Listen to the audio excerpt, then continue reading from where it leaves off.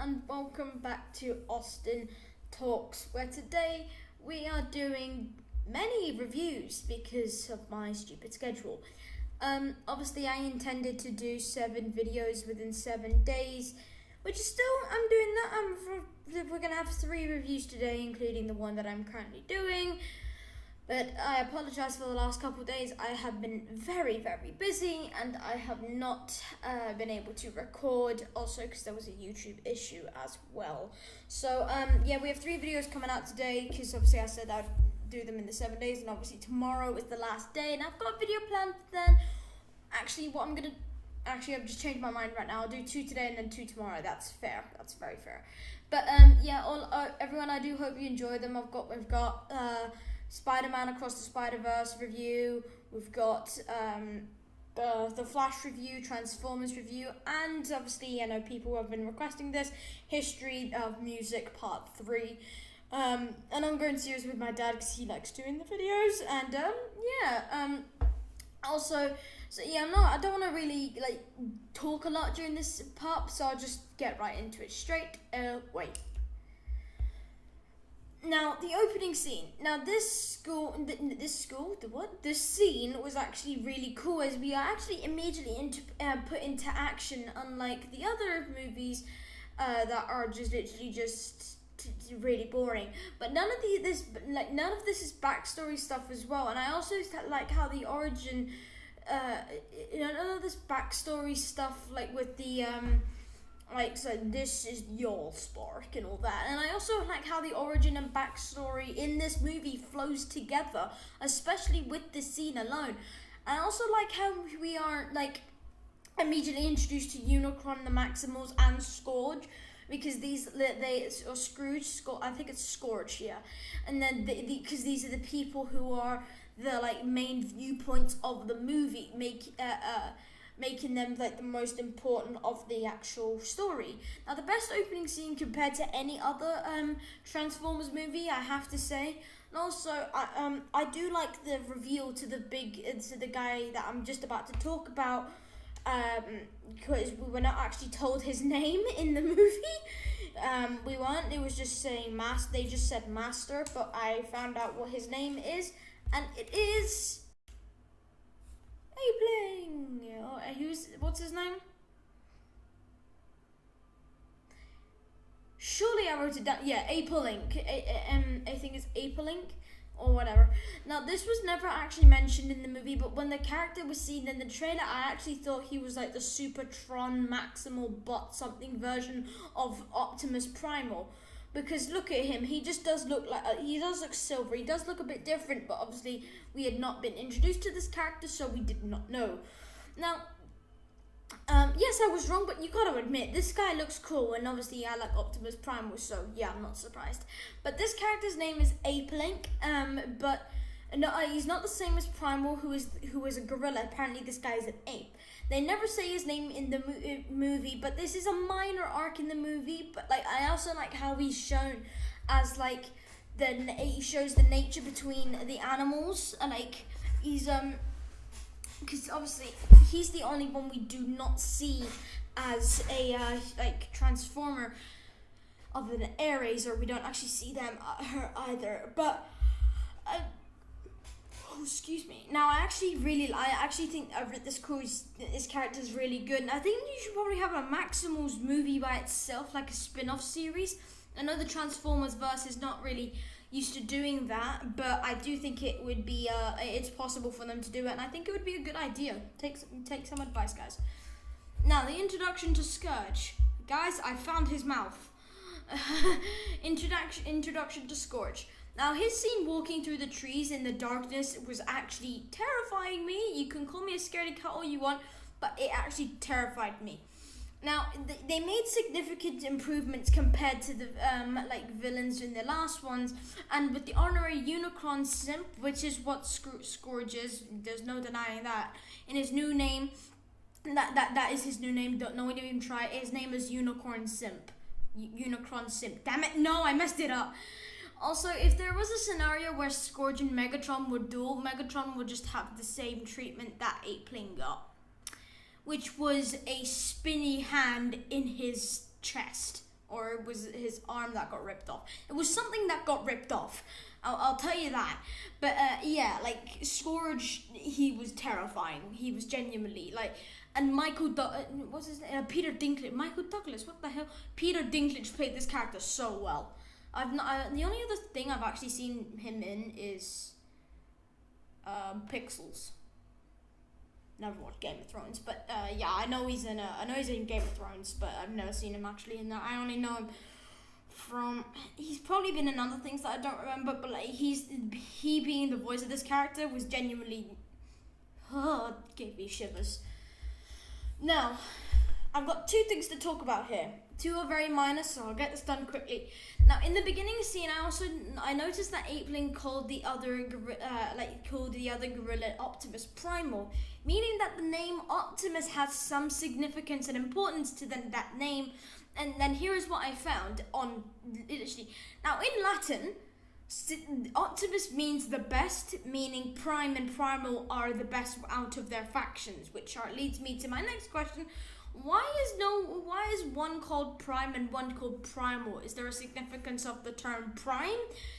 Now, I found that out too. Prepare to have some super nerdy Transformers geeky stuff here. So Prime, like prim, is a word that is used a lot. That is derived from the guy named Primus, who is the brother and the arch nemesis to Unicron, which makes sense. Making Optimus Prime, or whatever his name was, I think it's something else, the best Autobot. And Primal is the best, is the best Maximal. That is the difference. So, there is a significance between both terms, but I actually thought that was really cool to know. Now, also, I would like to talk about the human improvements. Now, as I said in my predictions video, the biggest issue with the other movies was the human, and they are actually perfectly portrayed in this. Whilst there are too many scenes with them to be together, being supported by the Transformers, the second and third act was better than the rest of the Transformers. Yes, the first act, yes, there was a bit of weighing down with the, there was a bit too much of the humans, but it was a decent amount with this movie. Whilst there was too many scenes with them together being supported by the Transformers, yes, again, the Transformers were mainly the sidekicks, but in the second and third act, the humans were like the secondary characters. Optimus then went pow pow pow. It was mainly after their time in Peru, which I actually really enjoyed because it was mainly Transformers based. So yeah. Now, the introduction to Autobots. Now, when compared to the rest of the movies, their introductions was actually great. I mean, we obviously remember the first introduction to Optimus. That's undefeated, and it was because of the humans. It was actually it was good because we saw Optimus because the humans activated that Sparky thing, and then Optimus transforming what the hell you doing with Noah? Yeah. And I'll constantly refer back to the humans because they do fill up the other half of this movie, and I do think that it's also good to with the new communication with Optimus, not your typical rollout and your other one-liners like Autobots roll out or Autobots the Megatron is going around, stuff like that. But the ones we have in this movie are good. Mirage is, oh my god. Mirage is cool, and then we have obviously Optimus, who plays a really good role in this movie, and then we also have Bumblebee, who is, I'll get onto this later, he is the GOAT. He is the forever living GOAT. He's not, now I say that because he's always been my favorite. He's small, he's he's small, so relatable. Then obviously he's the one that doesn't typically talk. Wow, it's like I have my own Transformer. But yeah, it's the same scenario. And RC is a very underrated character in my opinion. I don't actually remember who the other one was. I think it was Wheeljack or something. But yeah, cool. But yeah, their one-liners, it's not your typical rollout. It was actually a cool introduction and smooth. Now the Mirage chase scene.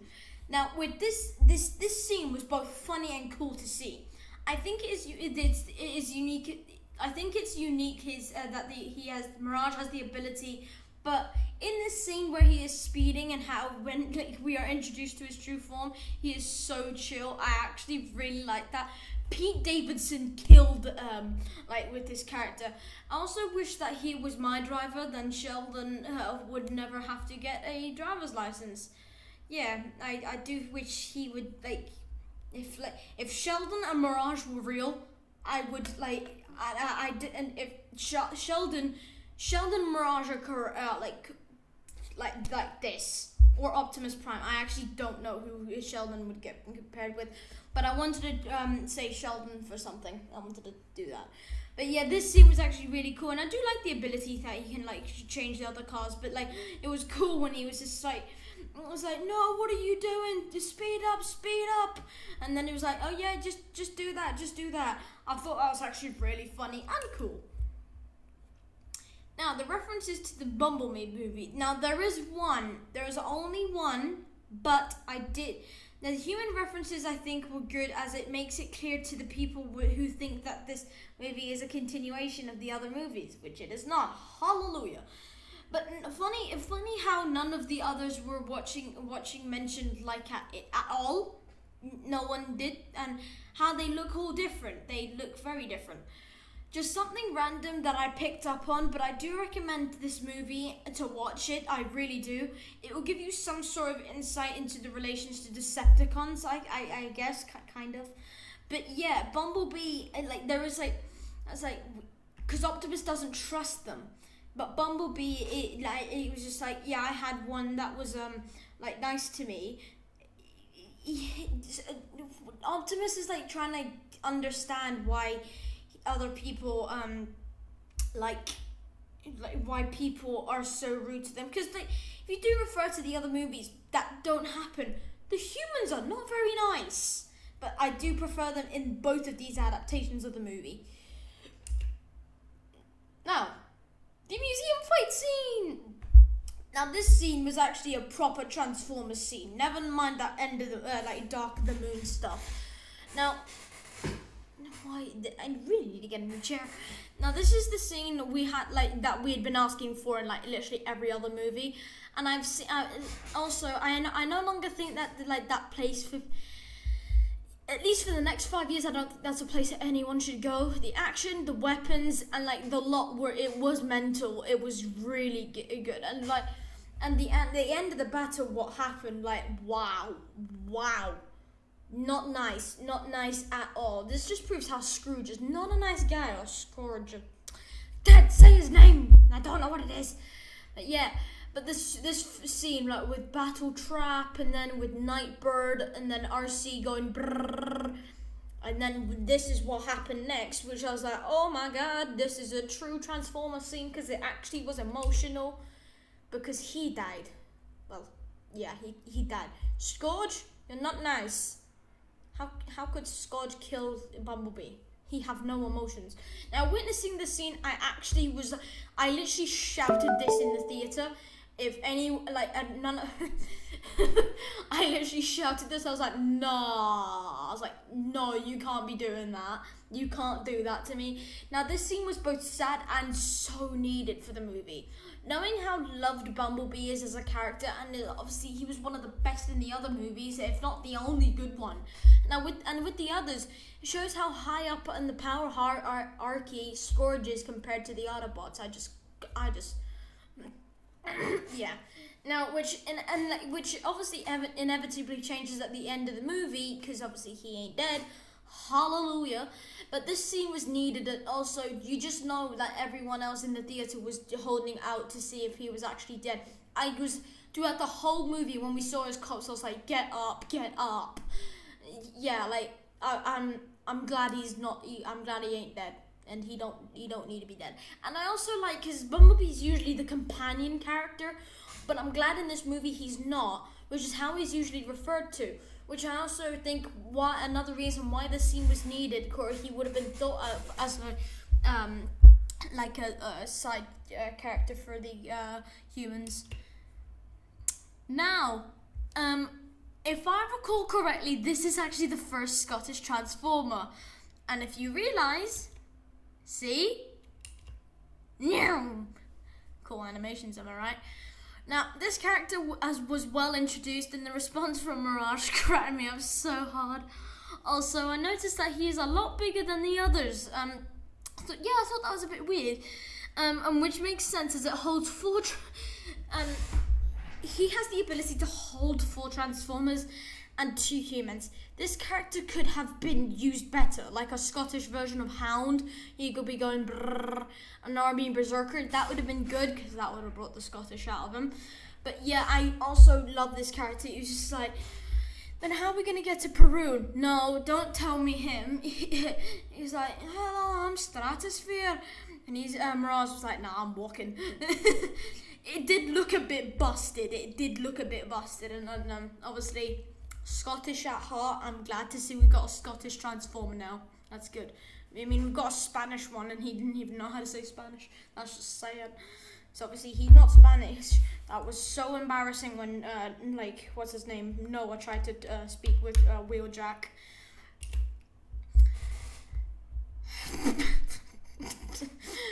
Okay. Optimus is... Now, there's 2 things I need to say here. Optimus is a sad sack. And Terracons are scary. You can take of that what you will. On the plane, he looked down, brooding down, and talking. And when then the talk with Mirage, RC, and Noah had about Optimus, just proves my point in saying he is just a sad sack. Now, whilst to some extent it shows character growth, it is really typical of Optimus, because when in the beginning when they were talking with Mirage and RC and Noah, they tell him he blamed himself, which, to be fair, yes he did, but it was just so unnecessary. He reminds me of a Transformer version of Batman, but he doesn't turn on the Batmobile, so that's different. Now, the second one, Terracons are scary. I again take of that what you will. The only people who must be disagreeing with this statement are the people who watch horror movies, but you have to admit they are intimidating and scary. Those little bot things that come out of Scourge are just weird and terrifying and creepy. The only thing I didn't like is how literally he simps for Unicron, because in the end they won't have the planet. They won't have a planet to live on, and if Unicorn eats them all, and none of them seem to care. It's just really weird, and just he needs to find a better person to go to Primus. Why not Primus? He's better and nicer. Now, the temple scene. Now, this scene actually it just felt so. I did not enjoy this scene. This scene really felt like an Indiana Jones exploration scene, I didn't really like it, but the banter between Elena and Noah was actually hilarious. And continuing about those creepy scorpion things, they are just really creepy. And lastly, there was something about that hand weapon that reminded me of Max Steel. Surely someone had to have seen that. Yeah, it reminded me of Max Steel, like a lot, and yeah. I mean, the scene was just, I didn't think it was needed. We were constantly hinted at about these thingies. What are they called again? Maximals. That's the one. But yeah, it just didn't seem very. How do I say it? What's the word? Forgotten the word, but yeah, I think you guys get what I'm trying to say. Now, the importance of the Maximals. Now, in this movie, despite their hype in the context of the movie, they are more important than you all think. Now, to be the ones to bond with, they are the ones to bond with humans and to help seek out the spark stick key, or whatever it is. That also reflects what I said earlier about the human improvements, because we wouldn't have met the Maximals without the humans, meaning they play a bigger part than we do. But obviously, as I say, they balance each other out, which is also why I really like the Maximals. These are so underrated, and I read it in a It was like a YouTube poll, like who was your favorite character, and like Primal was the only Maximal on there, and he was the least one. I was like, what is wrong with you guys? Like they all said RC. I mean, RC barely spoke like 5 words. I mean, like we got more character growth with Optimus Primal than RC, and yet she got on top. I'm not saying she's a bad character. I mean, to be fair, we got like, what was the other one? Yeah, it was Wheeljack, and he was Optimus, Bumblebee, Wheeljack, RC, and like he didn't even make 10%. I was like, what in the hell? It just did not make sense. Did not make sense at all. Now, the history of the Transformers, to be fair, I probably should have put this in the same slide. But anyway, this movie did something that not many others movies did. And like Transformers movies, and it was given context for why they needed to get home and all of it. This is why I like this new thing, like trilogy. It shows when they arrived on Earth and how they adapted to the world, the history of the Allspark and the conflict and the Cybertron. It's just good to know how all their intentions make sense and more, instead of Megatron coming to Earth and just wanting to kill everyone. That had no context. This series has context, history, and everything. Like, don't get me wrong, if there was a school with like where you learned about the Avengers and Transformers, I would ace that school. But this, like with watching the movie, you get context.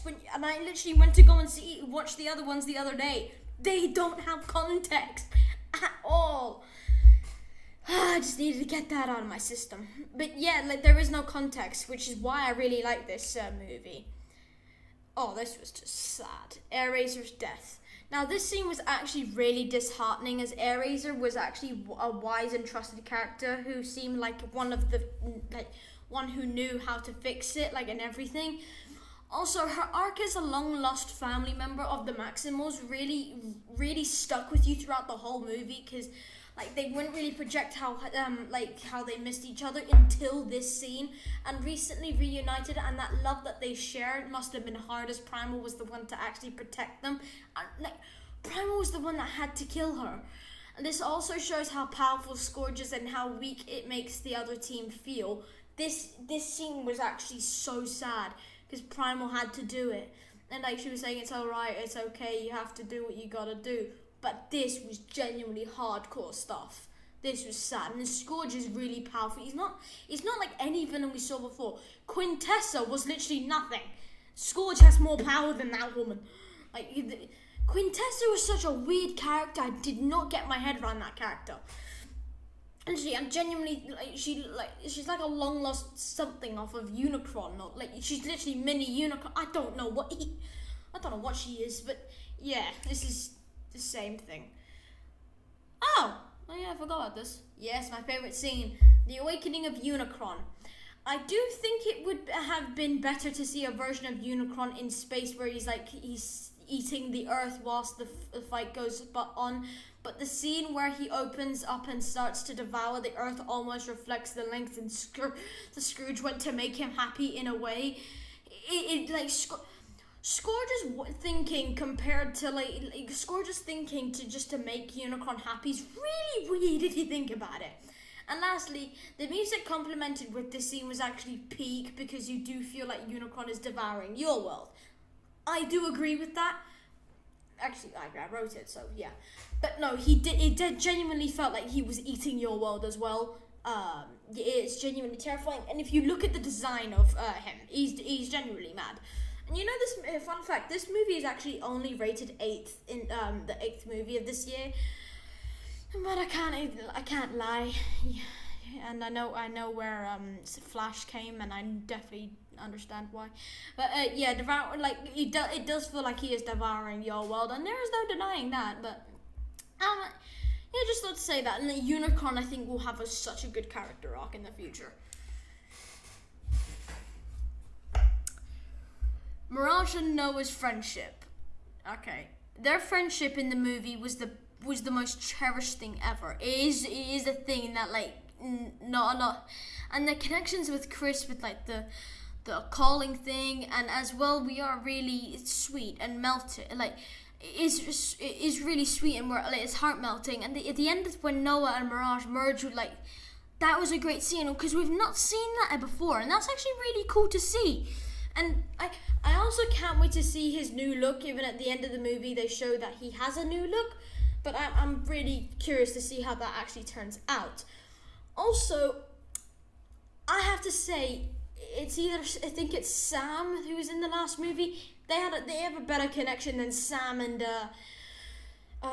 what's it called? Sam and what's his name? Bumblebee. Oh my god, I can't believe I forgot Bumblebee's name. Yeah, but their connection is golden. There's no doubt in my mind, Bumblebee is the GOAT. Now, oh my god, this scene was actually the best movie. The music. This music actually made this. Is the music and the action in the scene is mainly why I say this.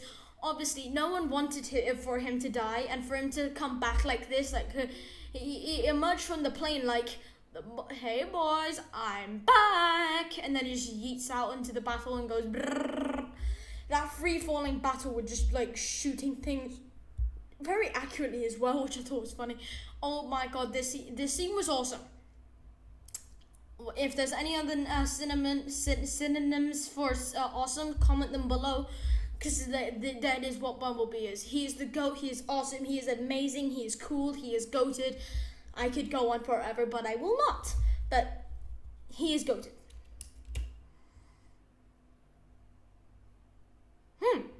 The final battle. Now, this scene with the Maximal's transformations, the banter between the Optimus Primal and Optimus Prime, and then obviously Bumblebee coming in clutch at the end, it was mental. It was the best. It's what we've been asking for the last. First one came out in 2007 or 9. Sometime, 2007. Because then it was 2009, 2011. Yeah, this is what I mean. Like, they're the best. And I do think we should have gotten a better look at the others and the transformations. But Battle Trap and Nightmare put up a better fight than Scrooge. Right, Nightbird came in like guns blazing. Battle Trap was like going to yeet people with his machine gun and like his battle trappy thingy, whatever it was. He has mace. But Scorch literally just stood there pressing buttons and trying to fight off Mirage and somehow lost. And then he calls himself the heir to the throne or something, like, I don't know. And the action in this scene was both nostalgic and amazing. I say nostalgic, but I mean wishful, because this is the one we wanted for a very, very, very long time. Scourge's death. I can't say this enough. Hallelujah. I really wanted to see this because he is not a typical character like Megatron. He is scary and menacing. Compared to Megatron, he is a flake. Like, Megatron is a flake compared to Scourge. And when his mask was taken off, it symbolized the evil of himself and the Terragons, which I actually think was really cool to see. And his death was actually needed to carry out the storyline. It wouldn't have made sense for him to just keep going, because then his death made the story good. Like, yeah, and it would be a good way to introduce more characters like him and into this new storyline. And Peter Dinklage did kill this character, as I've already said, but like, I think it needs to be reflected more because Peter Dinklage did kill this character. Oh, fun! I forgot I put this in here. G.I. Joe and Transformers link. Yeah, that was fun. I know in the comics there has been a bit of a link in the past, but I don't think it was needed in a live action, and everything I think should just keep as is. I like that they acknowledge I'd like to see if they just acknowledge each other in the same universe. I mean, that's fine, but like, I don't want them to see Snake Eyes on top of the shoulder of Optimus, then slicing and dicing Decepticons. That would like just take the fun out of it. It would yes, it would be action packed. Don't get me wrong, and some good CGI, but it would just take away from it all. I do think if you like, what can I relate this to? Yeah, like, okay, I don't know if anyone watches Station 19 or Grey's Anatomy, but, like, Grey's Anatomy and Station 19 are in the same world. Yes, they link at some points, but they don't go and, like, they don't... I don't want to see Snake Eyes be taken over, like, and killing Megatron. I just don't want to be seeing that. There's no doubt in my mind that I'm not changing this. There's no doubt that Mirage was the best character. Despite his incredible urban slang and language, his character arc was towards the end was actually well deserved. Now, I'm not saying it because of his one-liners. Just because his one-liners were just incredible, like the connection between him and Noah was actually peak, and we've never seen it before. I also like how he is treated differently at the start, and then he's actually like he's a true hero at the end, because he's the one that carried this movie. He did carry this movie. Optimus I don't care, but he carried. I do like Mirage, and I do like him compared to the one we got in the original movie, which was the red Ferrari, which is they had that character just to make him like a Ferrari, and they could promote the Ferrari. How bad is that? Yes. For a reintroduction to the Transformers universe, it is a good movie as an overall. It is a very enjoyable movie, but this new trilogy and the new timeline, things need to be good in order for it to all come full circle. I may change this later in the future, because I do think this rating is fair at the moment, but like we'll see with the next movie if any change, if like this, if it can up the ante, and it would probably alter how I feel about this movie. So, yeah, I do agree with this. Okay, and I'm sorry if I'm rushing through this, but I do want to see the fan theories compared to last time. That was funny. But I do think I do think the other movies will make up for this. I know it's a bit lower than usual, but I do think it'll make up.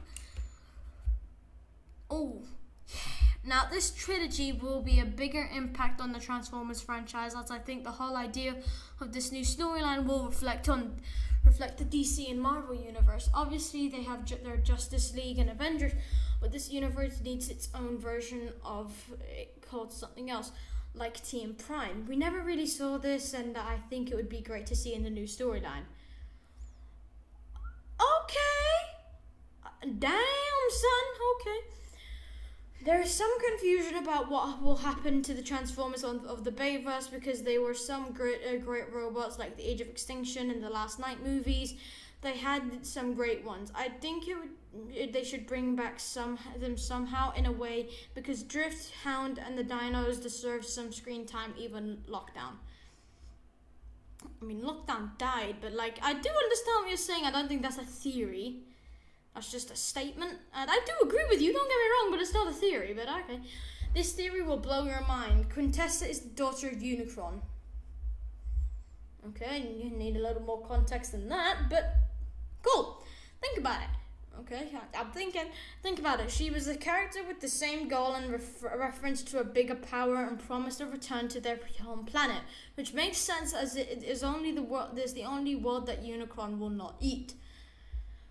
True. This makes perfect sense, but I understand this may be untrue, but definitely at some point they crossed paths and made an alliance. I don't think that's true, but okay. I guess I do understand what you're trying to say. And yeah, okay. I actually don't want to rank these today, because I think they kind of stand by themselves. Okay. Actually, I'll do Team Prime number 1, Quintessa number 2. The third one is the one where they want the Transformers ones to come into the new verse. Yeah, but yeah, I do actually agree with some of them.